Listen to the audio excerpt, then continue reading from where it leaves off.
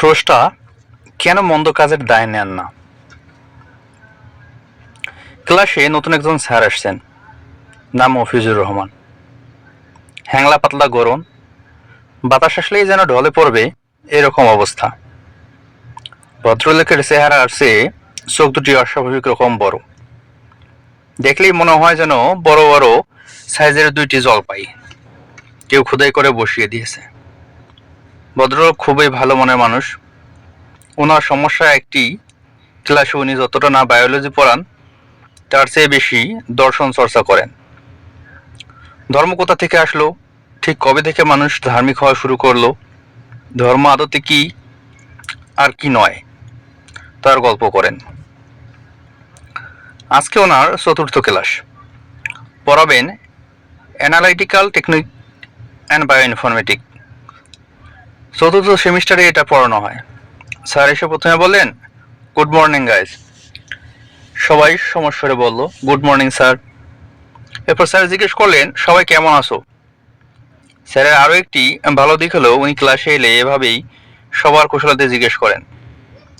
সাধারণত হায়ার লেভেলে যেটা সব শিক্ষক করেন না, তারা রোবটের মতো ক্লাসে আসেন, যন্ত্রের মতো করে লেকচারটা পড়িয়ে বেরিয়ে যান। সেদিক থেকে মফিজুর রহমান নামের এই ভদ্রলোক অনেকটা অন্যরকম। আবারও সবাই সমস্যার উত্তর দিল, কিন্তু গোলমাল বাঁধল এক জায়গায়। শিক্ষার্থীদের মধ্যে কয়েকজন উত্তর দিয়েছেন এভাবে, আলহামদুলিল্লাহ ভালো। স্যার কপালের ভাঁজ একটু দীর্ঘ করে বললেন, আলহামদুলিল্লাহ ভালো বলেছ কে কে? অদ্ভুত প্রশ্ন, সবাই থতমত খেল। একটু আগে বলেছি স্যার একটু অন্যরকম। প্রাইমারি লেভেলের টিচারদের মতো ক্লাসে এসে বিকট চিৎকার করে গুড মর্নিং বলেন, সবাই কেমন আছে জানতে চান। এখন আলহামদুলিল্লাহ বলার জন্য কি প্রাইমারি লেভেলের শিক্ষকদের মতো বেদ দিয়ে পিটাবেন নাকি? সাজিদে তখন তার প্রাইমারি স্কুলের শিক্ষক বাবুল চন্দ্র দাসের কথা মনে পড়ে গেল। এই লোকটা ক্লাসে কেউ দুটোর বেশি হাসি দিলেই বেদ দিয়েই আচ্ছা মতো পিটাতেন। ওনার কথা হলো, হাসির সর্বোচ্চ পরিমাণ হবে দুটির বেশি হাসি দেওয়া মানে হচ্ছে ইচ্ছা করেই বেয়াদবি করা।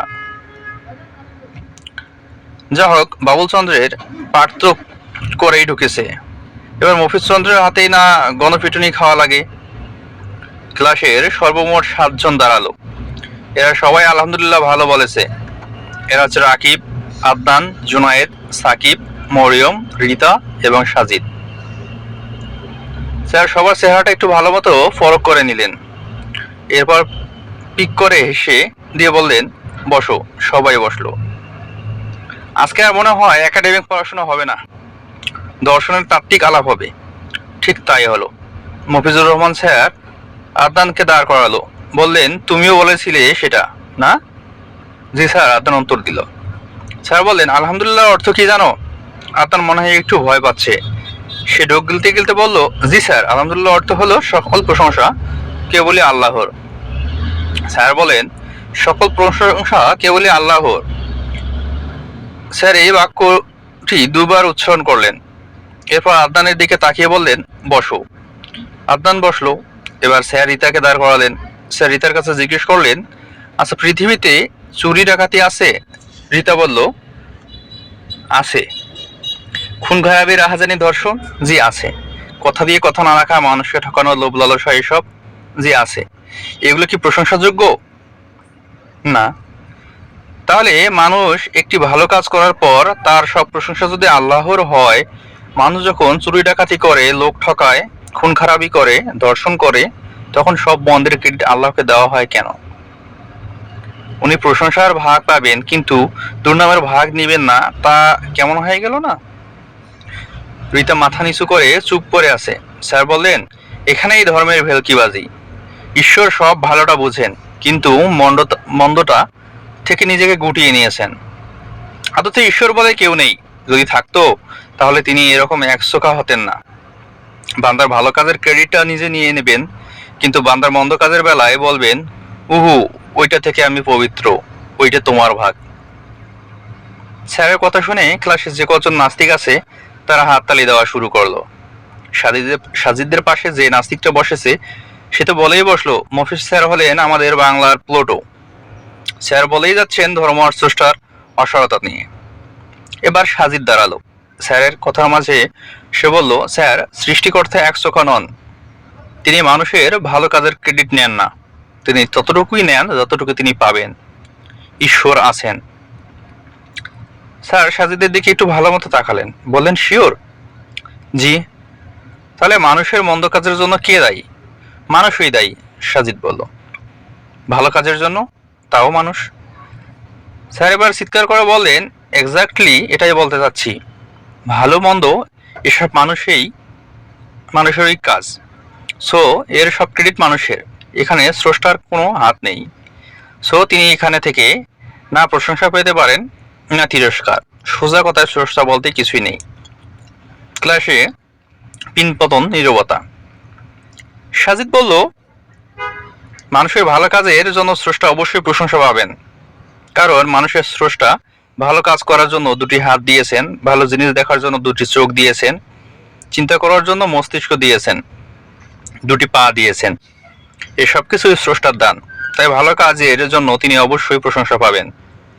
স্যার বললেন, এইগুলো দিয়ে তো মানুষ খারাপ কাজও করে। তখন এর দ্বারা স্রষ্টা নয়?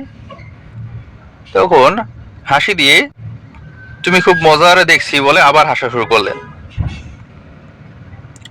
সাজিদ বলল, স্যার, স্রষ্টা মানুষকে একটি স্বাধীন ইচ্ছা শক্তি দিয়েছেন। এটা দিয়ে সে নিজেই নিজের কাজ ঠিক করে নেয়, সে কি ভালো করবে না মন্দ। স্যার তিরস্কার সুরে বললেন, ধর্মীয় কিতাবাদের কথা বাদ দাও man, come to the point and be logical. Sajid বলল, স্যার, আমি কি উদাহরণ দিয়ে বোঝাতে পারি ব্যাপারটা? স্যার বলেন, অবশ্যই। সাজিদ বলতে শুরু করলো, ধরুন খুব গভীর সাগরে একটি জাহাজ ডুবে গেল। ধরুন সেটা বারমুডা ট্রায়াঙ্গেল। এখন কোনো ডুবুরি সেখানে ডুব দিয়ে জাহাজের মানুষগুলোকে উদ্ধার করতে পারছে না। বারমুডা ট্রায়াঙ্গেলে তো নয়ই। এই মুহূর্তে ধরুন সেখানে আপনার আবির্ভাব ঘটলো। আপনি সবাইকে বললেন, আমি এমন একটি যন্ত্র বানিয়ে দিতে পারি যেটা গায়ে লাগে যে কোনো মানুষ খুব সহজেই ডুবে যাওয়া জাহাজের মানুষগুলোকে উদ্ধার করতে পারবে, ডুবুরির কোনো রকম ক্ষতি হবে না। স্যার বলেন, তো ধরুন আপনি যন্ত্রটি তৎক্ষণাৎ বানালেন এবং একজন ডুবুরি সেই যন্ত্র গায়ে লাগিয়ে সাগরে নেমে পড়লো ডুবে যাওয়া মানুষগুলোকে উদ্ধার করতে। ক্লাসে তখন একদম পিনপতন নীরবতা, সবাই মুগ্ধ শ্রোতা, কারো চোখে পলকেই যেন পড়ছে না। সাজিদ বলে যেতে লাগলো, ধরুন ডুবুরিটা ডুবে যাওয়ার জাহাজের চলে গেল। সেখানে গিয়ে সে দেখলো মানুষগুলো হাঁসফাঁস করছে। সে একে একে সবাইকে একটি করে অক্সিজেন সিলিন্ডার দিয়ে দিল এবং তাদের একজন একজন করে উদ্ধার করতে লাগলো। ধরুন সব যাত্রীকে উদ্ধার করা শেষ, বাকি আছে মাত্র একজন। ডুবুরিটা যখন শেষ লোকটাকে উদ্ধার করতে গেল তখন ডুবুরিটা দেখলো এই লোকটা সে আগে থেকেই চেনে। এতটুকু বলে সাজিদ স্যারের কাছে প্রশ্ন করলো, স্যার, এরকম কি হতে পারে না? স্যার বললেন, অবশ্যই হতে পারে। লোকটা ডুবুরির আত্মীয় বা পরিচিত হয়ে যেতেই পারে, অস্বাভাবিক কিছু নয়। সাজিদ বলল, জি। ডুবুরিরা লোকটাকে চিনতে পারলো। সে দেখলো এটা হচ্ছে তার চরম শত্রু। এই লোকের সাথে তার দীর্ঘদিনের বিরোধ চলছে। এরকম হতে পারে না স্যার? হ্যাঁ, হতে পারে। সাজিদ বলল, ধরুন ডুবুরির মধ্যে ব্যক্তিগত হিংসাবোধ জেগে উঠলো। সে শত্রুতাবশত ঠিক করলো যে এই লোকটাকে সে বাঁচাবে না, কারণ লোকটা তার দীর্ঘদিনের শত্রু। সে একটা চরম সুযোগ পেল এবং প্রতিশোধ পরায়ণ হয়ে উঠলো। ধরুন ডুবুরি ওই লোকটাকে অক্সিজেন সিলিন্ডার তো দিলই না, উল্টো উঠে আসার সময় লোকটাকে পেটে একটা জোরে লাথি দিয়ে আসলো। ক্লাসে তখন পিনপতন নীরবতা, সবাই সাজিদের দিকে এক দৃষ্টিতে তাকিয়ে আছে। স্যার বললেন, তো তাতে কি মনে হয় সাজিদ? সাজিদ স্যারের দিকে ফিরে বলল, let me finish my beloved sir. Okay, you are permitted, carry on. Sir বললেন। সাজিদ এবার স্যারকে প্রশ্ন করলো, স্যার বলুন তো, এই যে এতগুলো ডুবে যাওয়া লোককে ডুবুরিটা উদ্ধার করে আনলো, এর জন্য আপনি কি কোনো ক্রেডিট পাবেন? স্যার বললেন, অবশ্যই আমি ক্রেডিট পাবো, কারণ আমি যদি ওই বিশেষ যন্ত্রটি না বানিয়ে দিতাম তাহলে তো এই লোকগুলো কেউই বাঁচত না। সাজিদ বলল, একদম ঠিক স্যার, আপনি অবশ্যই এর জন্য ক্রেডিট পাবেন। কিন্তু আমার পরবর্তী প্রশ্ন হচ্ছে, ডুবুরিটা সবাইকে উদ্ধার করলেও একজন লোককে সে শত্রুতাবশত উদ্ধার না করে মৃত্যু কোপে ফেলে রেখে এসেছে। আসার সময় তার পেটে একটি জোরে লাথিও দিয়ে এসেছে। ঠিক? হুম। এখন স্যার ডুবুরের এহেন অন্যায়ের জন্য কি আপনি দায়ী হবেন? ডুবুরের এই অন্যায়ের ভাগটা সমপরিমাণভাবে আপনিও ভাগ করে নিবেন? স্যার বললেন, অবশ্যই না। ওর দোষের ভাগ আমি কেন নিব? আমি তো তাকে এরকম অন্যায় কাজ করতে বলিনি, সেটা সে নিজে করেছে, সুতরাং এর পুরো দায় তার। সাজিদ এবার হাসলো, হেসে সে বলল, স্যার, ঠিক একইভাবে আল্লাহ তাআলা মানুষকে সৃষ্টি করেছেন ভালো কাজের জন্য। আপনি যেরকম রবিটাকে একটা বিশেষ যন্ত্র বানিয়ে দিয়েছেন, সেরকম সৃষ্টিকর্তাও মানুষকে অনুগ্রহ করে হাত, পা, চোখ, নাক, কান, মুখ, মস্তিষ্ক এসব দিয়ে দিয়েছেন। সাথে দিয়েছেন একটি স্বাধীন ইচ্ছা শক্তি।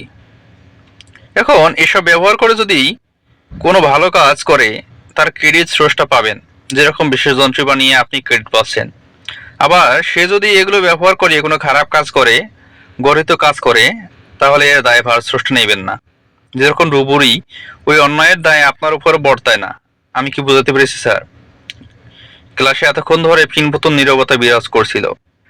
এবার ক্লাসের সকল আস্তিকেরা মিলে একসাথে জোরে জোরে হাততালি দেওয়া শুরু করলো। স্যারের জবাবের আশায় সাজিদ স্যারের দিকে তাকিয়ে আছে। স্যার বলেন, আই গট দ্য পয়েন্ট। এই বলে স্যার সেদিনের ক্লাস শেষ করে চলে যান।